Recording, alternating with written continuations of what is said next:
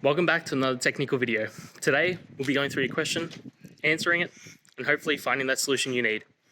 Guys, remember to stay just a little bit crazy, just like me, and work through to that resolution. Now, let's get started.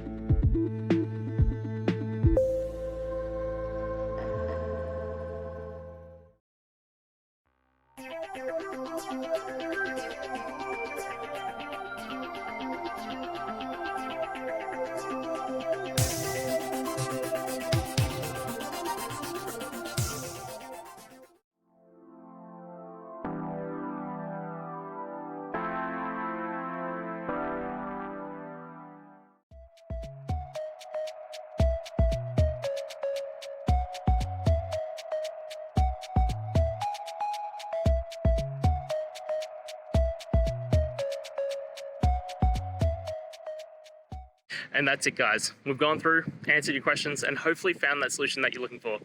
If we did, please hit subscribe. I'd really appreciate it. And until the next time you need technical help, I hope you have a good one.